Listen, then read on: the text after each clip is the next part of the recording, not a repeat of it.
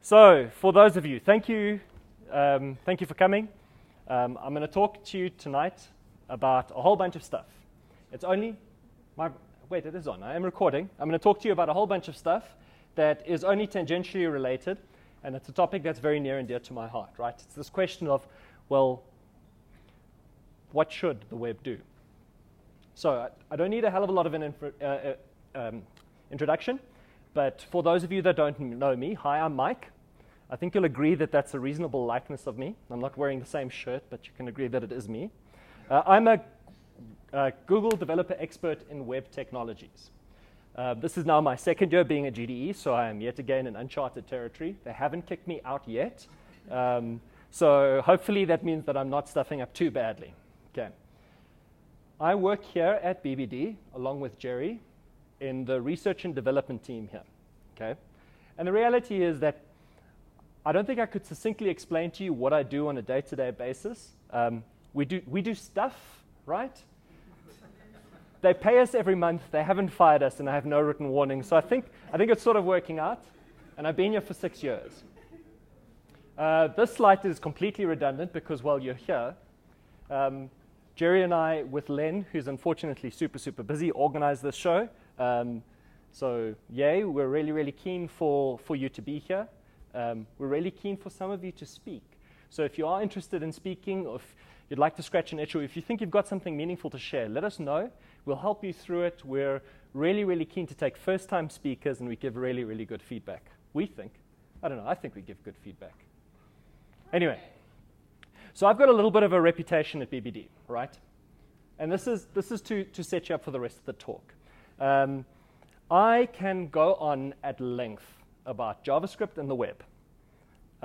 Jerry encouraged me to just not have slides at all and just talk for half an hour, but I felt like it was really, really important because otherwise how was I going to put memes in the presentation, right? And like, what's a presentation without memes anyway? So just so that you know, just keep in mind that this is going to flow. It may be a little bit tangential at times, and like, let's set expectations properly. This topic is also very, very near and dear to me. Very, very personal to me. And the reason why is because my last round interview for the GDE program was with my dev hero, which is Adi Osmani, right? Who knows Adi Osmani? Yes, there are at least some hands, right? Super, super cool, and it was like the ultimate boss battle, right? I have to speak to my dev hero and answer a whole bunch of questions about the web. So I was all psyched out and all in the zone and thought I was doing really, really well, talking about how I speak a community and things about the web that interest me, and then he stumped me.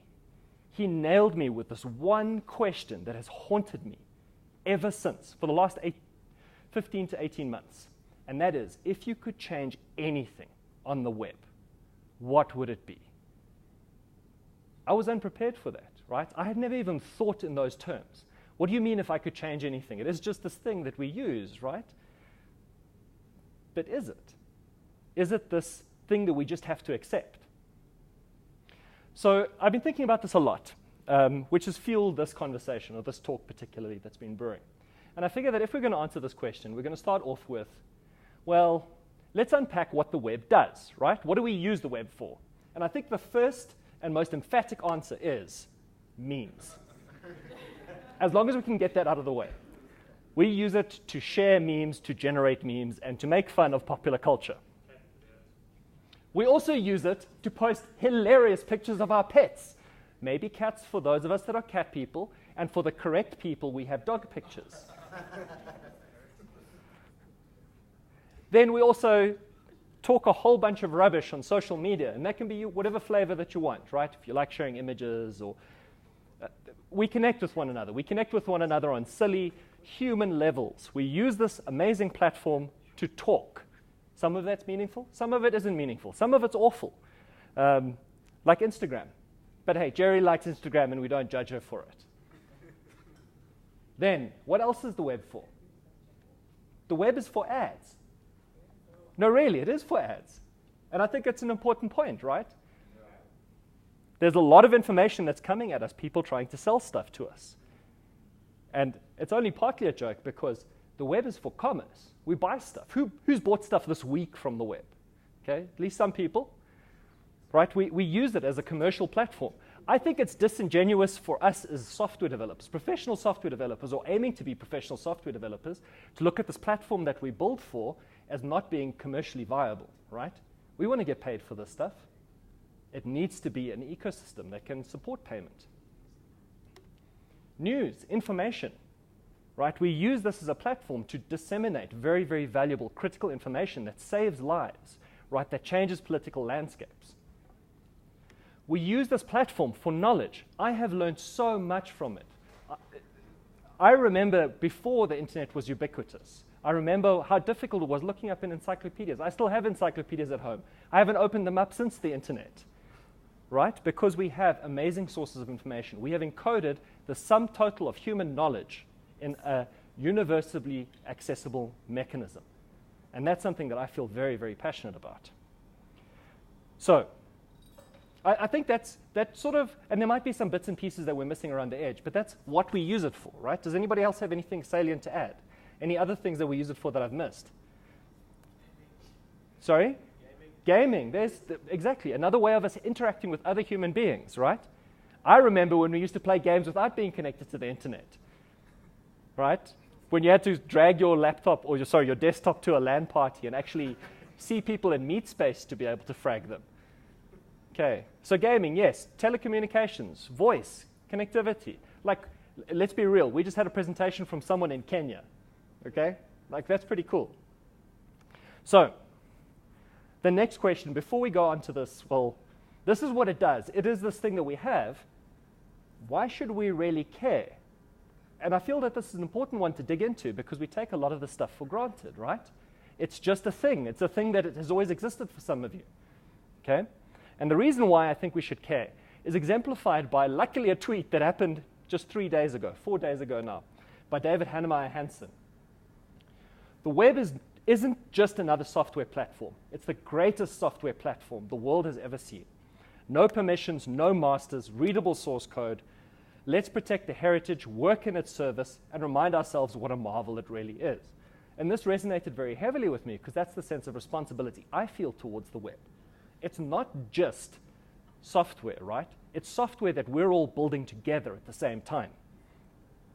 And like, I'm gonna dig into a little bit of a history lesson. I'm gonna start going backwards and forwards in time. And I'm first going to go back now just over 20 years, a couple weeks over 20 years ago. This gentleman said the following stuff about the World Wide Web. No, you see, I don't agree. I think the internet, I don't think we've even seen the tip of the iceberg. I think the potential of what the internet is going to do to society, both good and bad, is unimaginable. I think we're actually on the cusp of something exhilarating and terrifying. It's just a tool, though, isn't it? No, it's not. No, it's an alien life form. What do you think when you think then about... Is there life on Mars? Yes, it's just landed here. But it's simply a different delivery system there. You're arguing about something more profound. Oh yeah, I'm talking about the actual context and the state of content is going to be so different to anything that we can really envisage at the moment, where the interplay between the user and the provider will be so in simpatico. It's going to crush our ideas of what mediums are all about.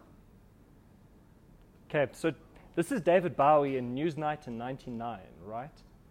And he's clearly a very intelligent man, and this was a few years after the internet or the World Wide Web really became mainstream, right? When it really started crashing in, and this was at the height of the dot-com boom. Now, he's clearly an intelligent man. He's departed, as those who know Bowie is dead. I'm not saying he was holding the fabric of reality together, but it does feel like we're on the darker timeline some days. But this was 20 years ago, right? Let's talk about a little bit further back. Let's talk about 50 years ago. And in fact, coming up March, it's the 50th anniversary of this. So who knows where these pictures are taken from? Anybody? Other than Jerry, because I've been talking to her about it for a week. Okay, that gentleman is called Douglas Engelbart. Okay, the basic creator of the mouse. You can see the first version of the mouse that was built for this demo in the bottom right-hand corner of the left-hand picture. Okay, This is titled The Mother of All Demos, and it happened at the American Computer Manufacturers Association in 1968, where he showed the first working version of a software editor, the first working version of a mouse. He showed the first working version of document sharing and live document editing of voice communications in 1968, before anything existed, right? The ideas here were not necessarily his own. He cobbled them together by ideas that had preceded him. And in fact, the idea of this networked sharing of information was built off of something created or theorized by a gentleman by the name of Vannevar Bush in 1948. Okay? His idea was we could link information together on microfilm, and he called this thing a memex. Okay? And that basic theory from 1948 ended up resulting in the World Wide Web that we use today. Okay? So when we think of the revolutionary new feature that is React hooks, let's keep some perspective on what revolution means and what real innovation looks like. Okay. I'm not hating on React. I'm not hating on React. But history lesson aside, and I believe that this is compulsory watching for any software developer, right? You should see this. We should understand our heritage, where we come from. But moving a little bit forward in time from that heritage, who knows what that is? Who can give me a wild guess as to what that is? That is the first website, okay? Published from the CERN offices. This is actually a snapshot of that website. It's not the 1989 version. It's the 1992 version that they've kept up for posterity. They unfortunately couldn't keep the 1989 one up for whatever reason. Yes? Sorry to interrupt. Are you still running the live stream thing? No, I closed it down. I apologize to him for me. So this is the first humble website that was created as a part of the World Wide Web in 1989 when it went live in 1991. And it was created by this gentleman, Sir Tim Berners-Lee. Okay? And all he did is he built on the work of others. He didn't invent the internet, the network of networks. That had existed already. There are other people that did amazing work. There were other people that theorized this idea of linking information, being Vannevar Bush's memex, almost a half a century previously to him even. Maybe not, like 40 years, 30 years, whatever the case may be. And he built all of this stuff up and invented the World Wide Web while at CERN. Okay? How we could, rather than having to log on to different computers and copy information locally to be able to view it, we could link that in a distributable, crawlable, public manner. Right? It's the difference between accessing a file server to seeing a document versus accessing what we now know as a web page. So a really, really important invention. He then went on to, in about 1992, I think it's 92, form an organization of which he was the head, called the World Wide Web Consortium, okay, to look after this, this amazing invention that was the World Wide Web. And they had a set of a mission and a set of visions that proceed to this day. Now, this is a snapshot of what this mission and vision look like at this moment. And that's to say that this World Wide Web, this invention, is a web for all, for every human being. That it's a web on everything. It needs to be accessible on every device, every form factor. It mustn't be predictive as to where it can be used. It needs to be, and this is a relatively new one, a web for rich interaction. It mustn't just present documents and present information. It needs to enable experiences for people, right? A web of data and services that we expose our data as being inherently linkable, our services as being inherently consumable by one another, creating this global composited interface, if that makes sense. And then the last one is that this web of trust.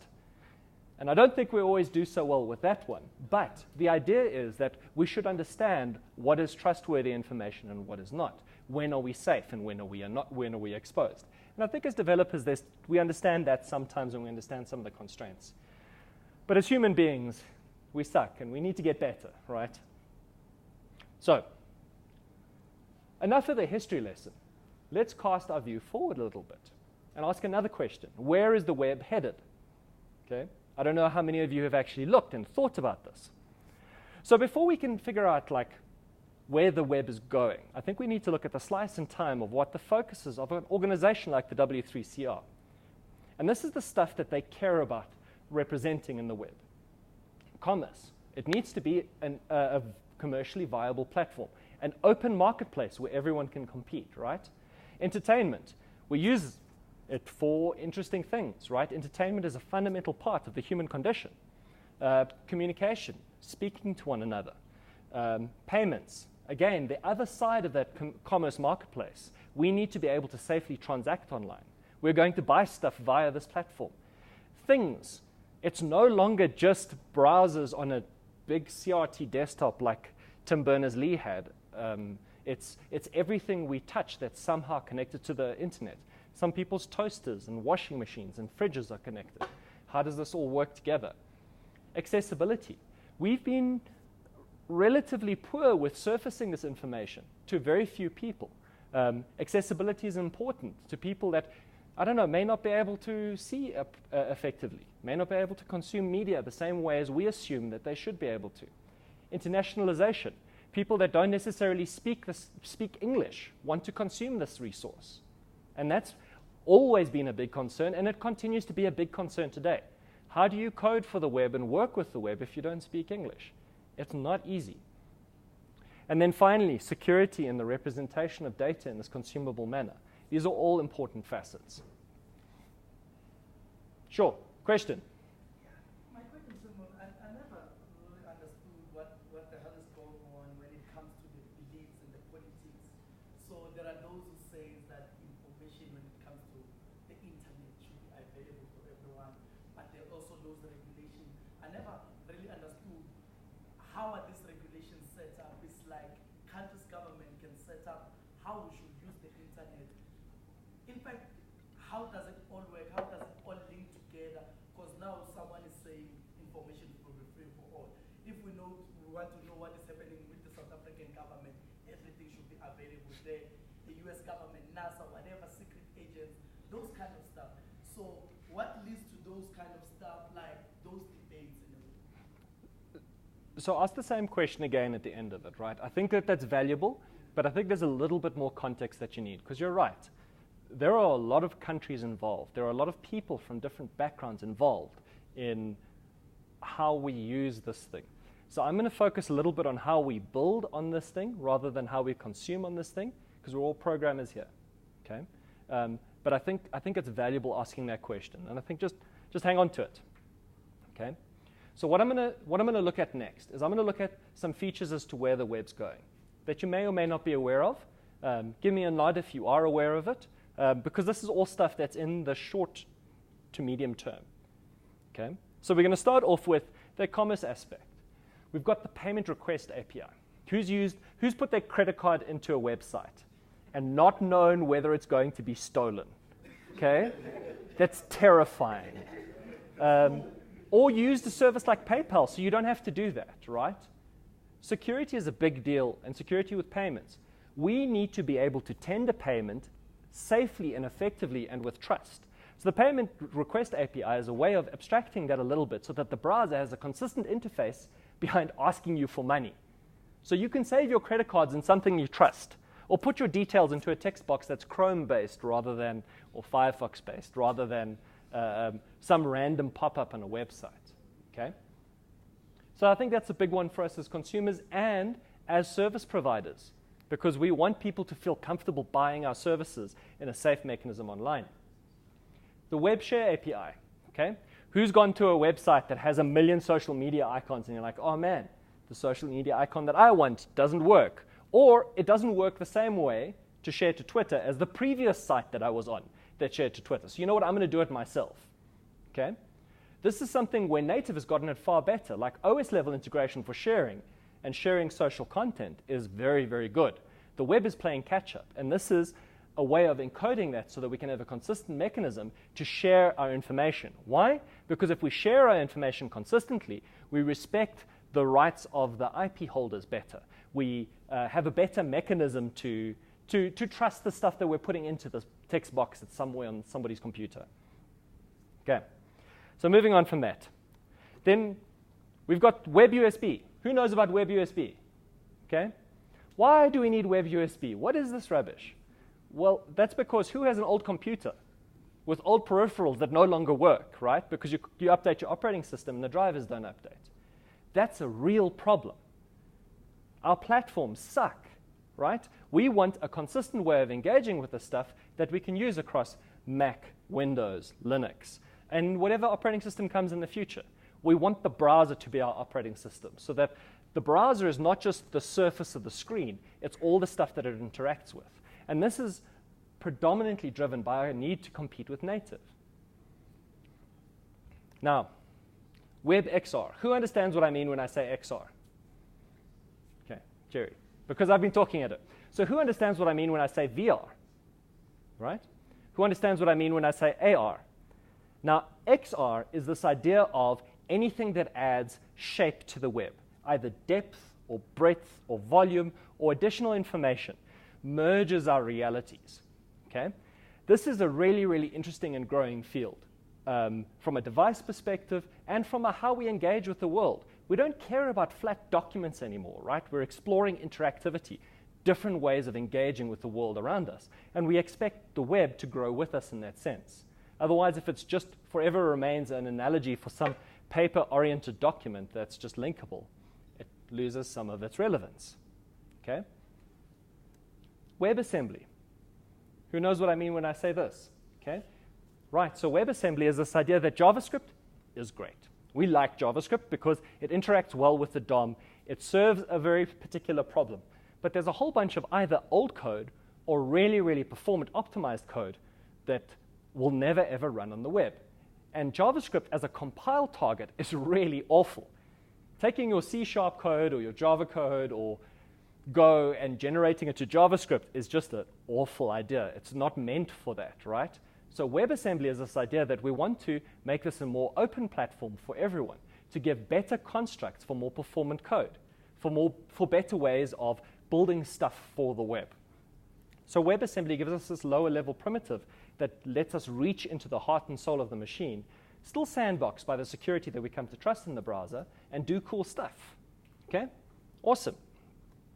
WebAuthn API. Now, I'm pretty sure nobody knows what I'm talking about here. Okay?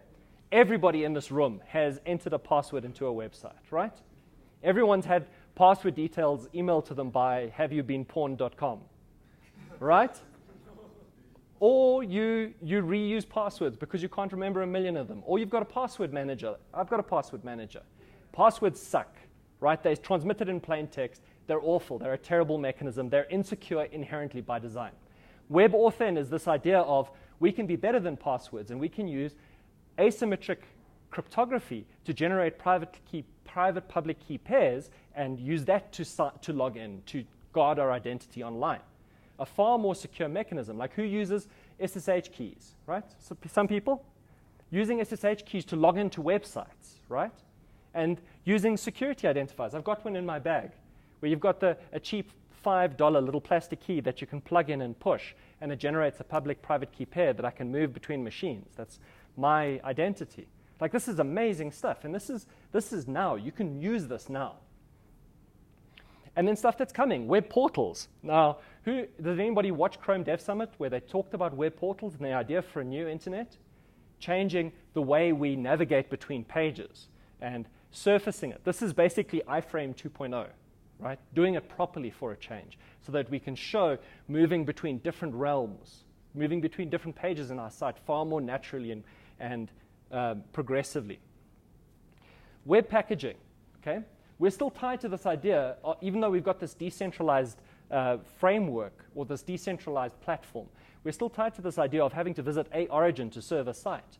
Web packaging is this concept that we can take all of our website, build it, sign it properly, and then have anyone serve it. Who should care, right?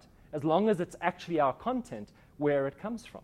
And that means that it's far more performant for us, for example's sake. We don't have to pay that 300 millisecond tax to go download something from West Europe.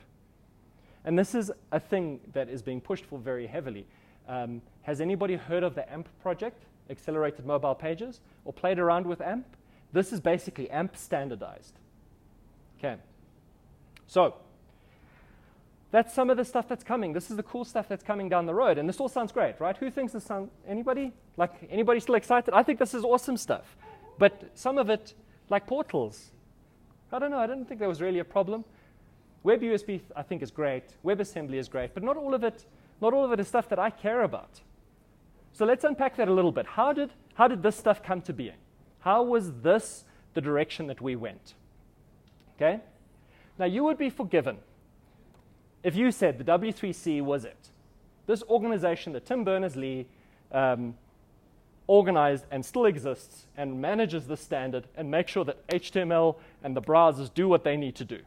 Who thinks that's the answer? Or have I already prompted you? I've already prompted you. Who's heard of the What Working Group? Okay. Yes, Jerry. So in 2004, Mozilla, Opera, and Safari, after a W3C meeting where they were deciding on XHTML, and I know at least one person's going to nod sagely in the room when I say XHTML, when they were particularly unhappy about the direction of HTML, they decided that they were going to go and develop HTML in a much more open manner. Okay? They were going to organize their own thing, their own working group, and then several years later, in 2008, they decided, right, we'll have HTML5 done in the year 2022. Now, that wasn't acceptable to anybody, right? That was an awful answer. And they were seeing the web atrophy really quickly. So they decided, this is an awful joke. We're going to take control. We're going to run the standard. Okay? And the W3C was like, wait, but aren't we the standard provider? What do you mean you're going to run the standard? We're running the standard. We have our own standard.